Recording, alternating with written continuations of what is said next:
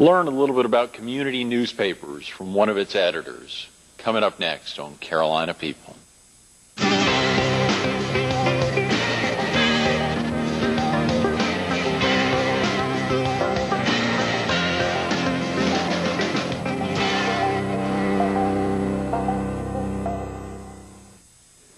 Good morning. Welcome to Carolina People. This morning we're at the Fox 43 studio. We're focused on education and community newspapers, and we're visiting with the editor of the Myrtle Beach Herald, Tom O'Dare. Good morning, Tom. Good morning. Thanks so much for getting in. It's so exciting to think about all the things that have been happening recently and just learn so much about community newspapers. There's a lot going on, Tom. It's a lot more than most people realize. It is incredible. I think, and exciting this weekend. You were great this past weekend at the Cat Ball, Tom. Oh, that was a superstar performance. That's a good group. There. We have a good time there. Yeah. How often do you all perform? That band, we performed that night. It's the first time that band's ever been together. Is that right? Yeah. Just this past Saturday night? But I play with some other bands in there. We have a good time. And you're a drummer? Right. Play drums. Been playing since I was 13. Is that right? Yeah. What originally prompted you to start playing drums? I've been beating on the car dashboard since I was 4 or 5. Mm-hmm. And finally, at 13, got my first set and been playing ever since. Golly, Tom, that's exciting. Of course, folks who get addicted to a certain instrument or something early at an early age stick it out. Exactly. It's a good stress relief. You know, you got a bad day, go beat the drums for a couple hours. Feel much better that way. What about, when I say education, you've been teaching, you had taught before getting in newspapers. I've taught school 12 years in public and private schools in Spartanburg and Charleston, and actually here in Myrtle Beach. Really? When I first lived here. Where'd you teach here? At the Chabad Jewish School on Oak Street. Right? I've taught public schools in Spartanburg and Catholic schools in Charleston, and pretty wide range in there. You really covered it all. That's right. And you said Chabad, and so the C is not pronounced there. Exactly. It took me a while to learn that. Yeah. I kept telling everybody I worked at the Chabad school until they finally corrected me. So. Right. That's great. That's great. What originally prompted you to get interested in education? Had you studied education? Yeah, I've actually got a degree from Clemson in political science and secondary education. So I taught government and history in middle school and high school for several years, and moved to Charleston and taught some private schools there, and was at a private school down there, and their enrollment dropped in their location they were on, so everybody had master's degrees, had to go because they were paying us too much, and that's when I jumped into the newspaper field. Where did you grow up, Tom? I grew up until I was 13 in Belmont, North Carolina, outside of Charlotte, and then we moved to Pickens up near Clemson. Right. Okay. So right at the foot of the mountains. So high school and otherwise. High school's in Pickens, yeah. In Pickens, and so that was pretty close to Clemson. Yeah, it's about 19 miles from God's country there. Is that right? Yeah. You still have family up in Pickens? Actually, most of my family is either here or in Belmont. And I have a son who's still at Clemson. He gets out in May, so. Oh, great. Yeah. What's that like to have a son about to graduate from Clemson? It's pretty exciting. Have another son who's a sophomore at Coastal here, too. And, of course, you having attended Clemson, was that a pretty strong prime motivator for your son to look at Clemson? Actually, he was looking at everything from MIT to Clemson to schools in California, and then right at the last decided he was going to Clemson, which was made Dad pretty proud. So. Yeah, very definitely. Have you gotten up there much during his years there? We go up there several times during football season and off and on there. It's so exciting to think about the many activities that can happen when a child's in college, and to be able to visit them on campus and to see them grow during those 4 years. Have there been some exciting experiences in particular over the time he's been there? Actually, he's very studious. He's been on academic scholarship up there, so we've been proud of that. And we'd meet during football season, things like that, have a good time with that. But same typical family and tailgate type things we always do. Sure, that's right. You said your degree at Clemson was in political science and secondary education? Right. When someone says primary versus secondary education, what's the difference? Secondary is middle school through high school. Okay, so primary would be K through 6? K through 6, yeah.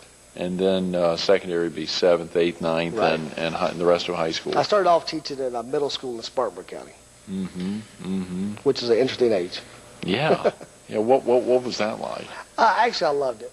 The kids still believe the teachers, that age somewhat, and yeah, I enjoy that age. They're not sure if they're kids, they're not sure if they're grown up, so it was fun to teach that. You were able to see the student really progress from the beginning of the year exactly. to the end? Yeah. And you were teaching all American history, or? I was teaching history, science, math, you name it over the years. I've pretty much taught it all there. So. Mm-hmm.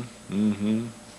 You said you left Spartanburg before heading down to the Low Country? We went from Spartanburg to Charleston, and then I taught down there. Then that's when I got into the newspaper business, which has been in my blood pretty much ever since. Mm. Had anyone else in your family been involved in newspapers before you got in? Not a one. You said it was 87? Yeah, around 87. Okay.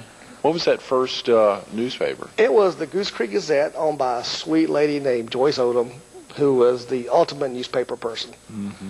And I saw an ad in the paper that said she was wanting somebody to cover county council and city council and politics.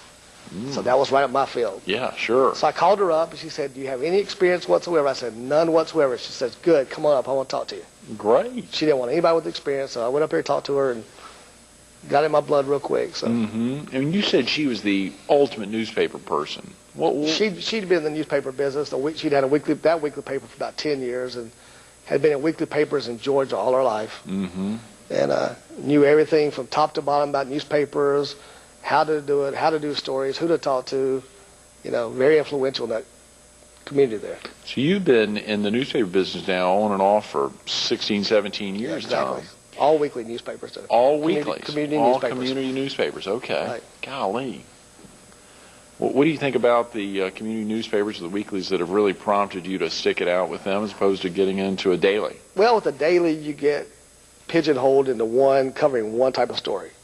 With a community newspaper, I get to cover everything from council meetings to schools to special features to outstanding personalities to, a couple weeks ago I judged the Girl Scout cookie dessert contest. Oh, and covered yeah. that, you get to run the whole gamut, which is what I like. Mm-hmm. Never bored.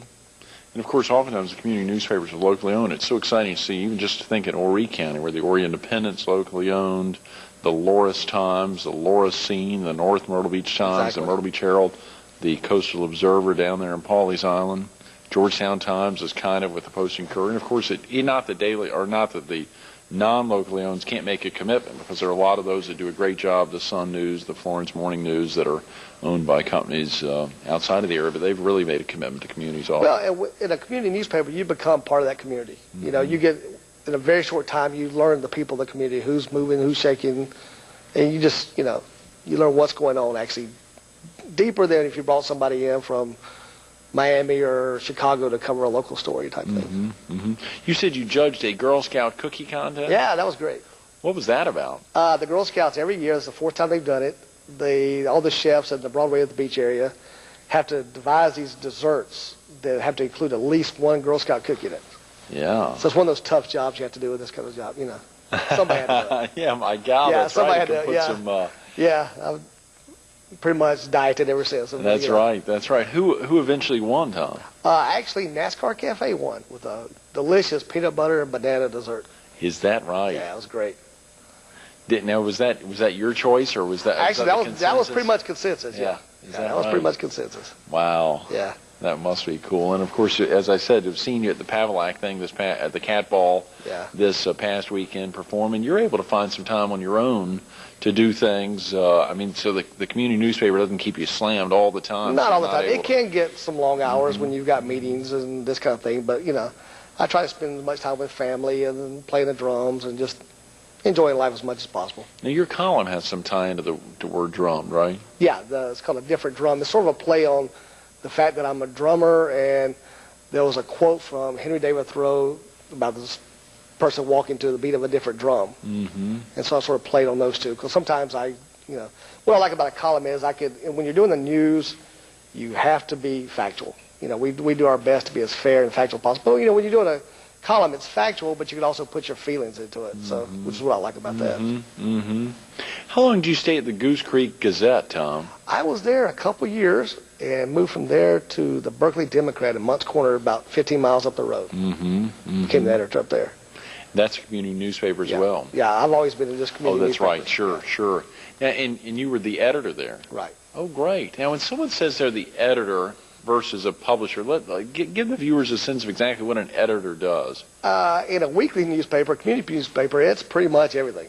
Plus, we have to make sure write stories and take photos and so forth. But it's also your responsibility to make sure you have enough news for that newspaper every week.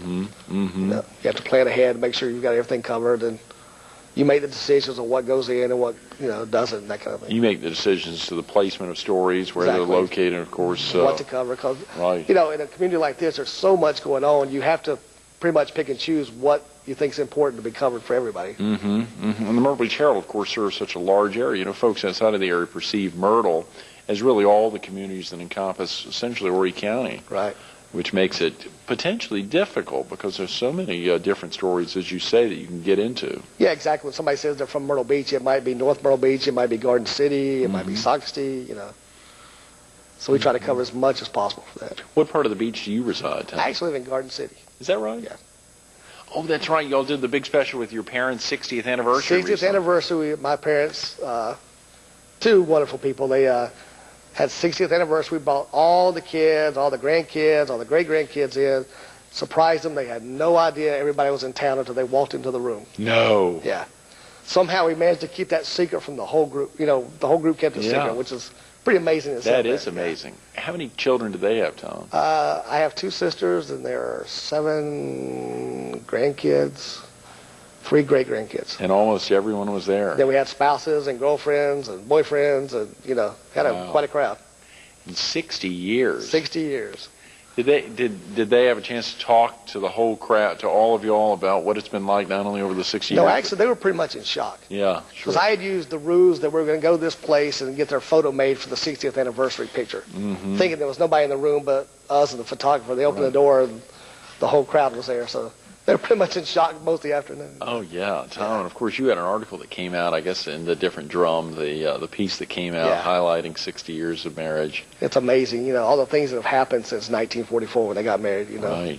My dad was in the Navy, World War II was going on, and everything that's happened in the world since then. Pearl Harbor happened in 44, right? 41. He came in right after 41. I'm sorry. He came in right after Pearl Harbor. That pretty much prompted it. So. Golly.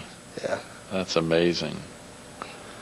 That is amazing. You've had the Cold War has gone, jets have come in, the internet, computers. It's a whole entirely different world now. So. Yeah, and they had 3 children. Right. Right. I have 2 older sisters. Well, are they here in the area? They're actually in Belmont, near Charlotte. They're still in Belmont.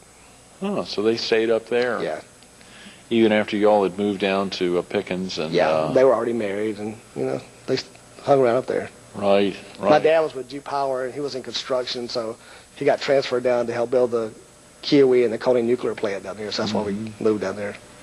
So from Monk's Corner, you went on. Did you stay in community newspapers? Actually, the Monk's Corner paper was bought out by a competitor, and then I moved to the Moultrie News, which is Mount Pleasant. Moultrie News and James Island Journal. We put out 2 papers a week, 2 community papers there. On the same day, or? Same day. Is that right? Yeah. Say those again. The Moultrie News, which is which is Mount Pleasant, right. And then the James Island Journal, which was James Island, Folly Beach, Johns Island, and so forth. And those would come out normally on what day? We'd put them together on Tuesdays. They come out on Wednesdays, both papers. And that was before the advent of the computer programs we have now, so we had to actually physically lay out every story, tape, glue it, go to the dark room, do the pictures, come back, glue the pictures on the paper. So it was quite a task. This is just 15 years ago, Yeah, John. exactly. It's amazing, though. I mean, the whole newspaper world has come 180 degrees since Now, then. was that the same thing for dailies or large print operations even Actually, back then? pretty much, yeah. They were still pasting up. Give the viewers a sense of exactly how that worked and how it works now. What Just so we've got happened was- about 15 minutes, and Okay. so just spend some time. You would, for the newspaper, you would type a story, they would print it out, then you would take the scissors, physically cut it out, take it, run it through this glue machine, this wax machine actually, and stick it on the master sheet. And then they would take that to the camera room, take pictures of it, and then take that film, put it through the printer, the printing press, and that's what would come out. Now it's to the point where you just type it in, put the computer just lay it out on the computer, email it right to the printing press. It's amazing. And that happens in a daily or a weekly? Both of them now. Emailing it straight to the printer? Email it straight to the printer. That's it. It's amazing, Yeah. Tom. I still haven't figured out how all that works, but it's, Yeah, of course, the layout and graphic artist person really has to have a mastery of exactly of that incredible spread. But at the times I had down in Charleston, there were some interesting times. When I was with the Moultrie News one time, I got right in the middle of a shootout with a bunch of police. This gentleman had taken a female policeman hostage, and he was in the woods, and every policeman in Charleston County showed up. And Oh, yeah. I happened to show up about the same time, so we're all down behind the cars taking pictures, holding the camera up over the cars, taking pictures of bullets flying back and forth. No, That was Tom. pretty exciting. Golly, this was at the community newspaper there. Yeah. Yeah. It was actually about a mile from our office. Is that right? Then the guy made a mistake by standing up, and then, of course, every policeman in Charleston County took care of him. But, Golly, they took him it was out. pretty bad, yeah. Yeah. Bad for him. That's terrible. But at least the police officer got away, I guess, safe. Yeah, but everybody was safe except the Right. poor guy who took hostage. But it was pretty good exclusive there, yeah. Golly, that would have been. Yeah, even for the Post and Courier. Now, the Post and Courier would also serve Moultrie. Yeah, they were that whole area. They didn't make it till afterwards. I had only pictures of everything going on. Now, what happens when someone gets an exclusive picture? How does that work in the business about spreading it out to other papers, or do you normally like to, right, you normally like to keep it for that? Well, a community paper, we pretty much keep it. If you're a daily paper, you probably belong to the Associated Press, and then they have the right to pick it up and carry it everywhere. But, Right, But a right. community paper, if you could, get a scoop on the daily paper, that was always something fun. So Yeah, absolutely. And you've been landing some big scoops recently, Tom. around this town, after a while, you get to meet the right people and talk to the right people, and you can get some scoops every now and then. So, which is always fun. Now, for a viewer who may not understand exactly how that works, how does someone who has some information about something, they're able to keep things off the record or on the record? How does that work? I mean, can someone call and say, I've got some information? Or when you're interviewing somebody, do they ever say, hey, I want to go off the record? Yeah, to some extent. I really don't like that because I don't like quoting unnamed sources and off-the-record type stuff. Right.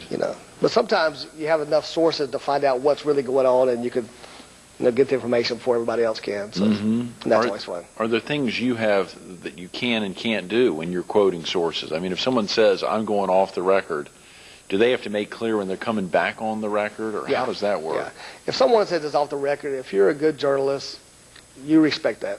Because you can actually learn some good stuff, that you don't want to print, but you definitely wouldn't want to print it because you would lose that source forever. Right. And credibility is everything if you're working for a newspaper. Credibility is so important. Yeah. Whatever paper it is. That's great. And was that the last paper before coming up to Horry County in that area? Yeah, actually it was. The funniest story I ever had was the papers down that area. The lady, Miss Odom, the lady I worked for at Goose Creek, bless her heart, she was just the most diehard Democrat you ever saw in your life.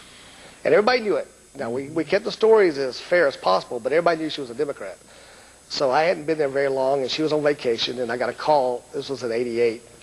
They wondered if I wanted to interview Jack Kemp, the presidential candidate. And I'd never interviewed a celebrity, so here's my big chance. And they said he'll be here in 10 minutes, so I get everything ready, and he comes in, and we go in Joyce's office, and he plops down on the couch, and I talked to him for an hour, and I'm so excited. And that was on a Friday. The next Monday she comes out, meet her at the door and tell her what happened. And I almost got fired because I let a Republican sit on her couch. Even though he was a presidential candidate, it didn't matter. He was a Republican. He was sitting on her couch. They're not allowed on her couch. So. No. Yeah. Wow. Is she still in the business? No, actually, Joyce passed away a few years. Yeah. Now, there was another paper down there, the Berkeley Democrat. Did that have any ties to a party side or it? No, actually, that was just the name of the paper, Right. yeah. You worked at the Berkeley Democrat as well. Right. And then it was eventually bought out by the Berkeley Independent, another one in there. Golly, Tom, well, you've had a good spread there and really learning the business from the inside out. Have Exactly. you worked always on the editorial, always in an editorial position or? Actually, for a short stint on one paper, I moved back to Pickens for a little while. And I actually did the stories, the sports stories, some news stories, sold ads, and then came back and made the ads up. Very small little paper. When you say made the ads up, you mean? Back then, you didn't have a computer to design ads. You had to come in and cut out pictures and take letters and put on the paper and actually design a whole ad right there on the piece of paper. Is that right? Yeah. Golly. That could have been tough. That was tough, yeah. But it was fun. You learned a lot that way. When did you get back into teaching? Actually, we moved to Myrtle Beach. I've had quite an extensive move here. We moved to Myrtle Beach in '96, and there weren't any newspaper openings anywhere, so I saw an opening ad in the paper for the teaching job at Chabad. So I went over there and I taught algebra and science to that group for a while before I got back in the newspaper business. Algebra and science there at Chabad. Yeah. And when you came back, was that coming to the Herald? Yeah, came back to the Herald. I've been in the Herald since 2000. Is Except that for a couple right? of stints with some political campaigns, I was in the Herald since 2000. Oh, yeah. What are some of those campaigns? Mayor McBride's second term for re-election, and then Right. I left a little bit, first part of this year, last fall, to help him get his campaign started for the Senate. Right, right. For a I little saw driving back from Washington last Thursday, coming up around Marion County near the big Carolina Amphitheater. I saw a big billboard, the picture of Mark on it, our mayor, the Myrtle Beach mayor, and then who is this Somebody man? who is it? It's a whole campaign they've devised all across the state that says, who is this? I think in a few weeks it'll say who it is. Then a few weeks after that, apparently they're going to say he's running for the U.S. Senate type thing. Right, right. So, Who is this man? And then he's running for the U.S. Senate. exactly, yeah. And they're doing that all over the state. All over the state. Is that right? Yeah. That's an ingenious idea. That was an idea that Bob Brooks of Hooters came up with. Is that right? He's one of Mark's biggest supporters, and they came up with this idea, and it was a great idea, great marketing tool. So very interesting. That really is. That really is. Now, and have you always had that great love of being able to intersperse with the community, either through helping out on political campaigns or getting active in the newspaper? Yeah, active in the newspaper. When I was in Spartanburg, I was the vice president of Spartanburg JCs. I've always wanted to be part of the community. I don't know if this thing I want to serve or just nosy, find out what's going on. I think that's what I get accused of sometimes, but I just want to know what's just going want to know what's on. going on. Yeah, but I've always done stuff like that. And the JCs stay pretty politically active, don't they? Yeah, they did. They were. That was back in early '80s. They were pretty active back then. Well, that's an exciting thing. Do you mind me asking, Tom, have you ever contemplated stepping out on your own, or No, I serving- like it behind the scenes. Behind the Yeah, scenes, that's I like right. it behind the scenes. getting out there and representing others? And, And well, to be honest with you, there's always that thing in the back of your mind. If you major in political science, that's the ultimate thing. But so far, it's still behind the scenes. Yeah, you never know. Maybe Yeah, you never know.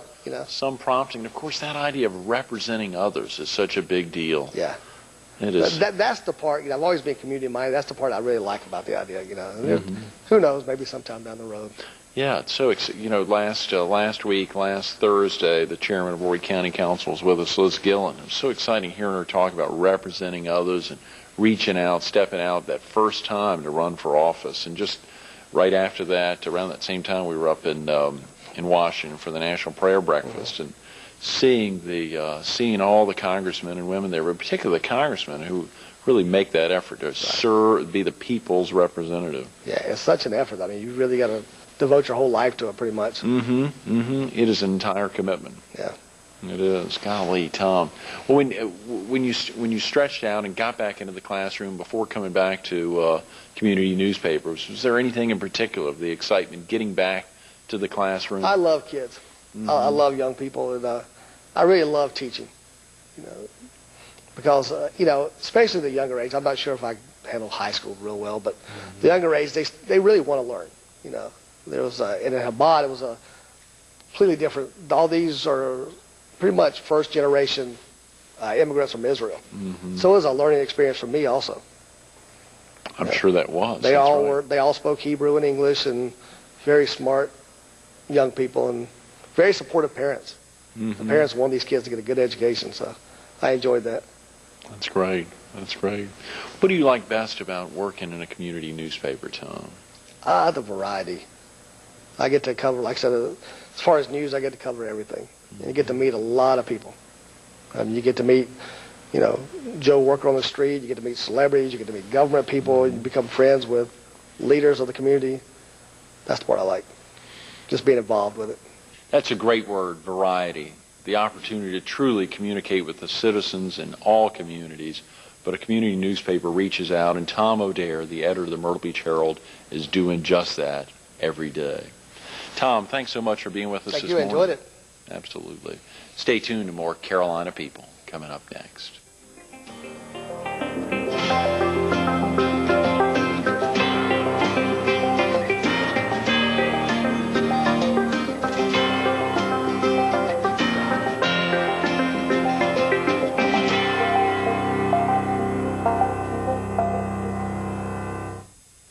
want to thank Tom O'Dare and his amazing commitment to the community through a community newspaper like the Myrtle Beach Herald for making today's Carolina people so special.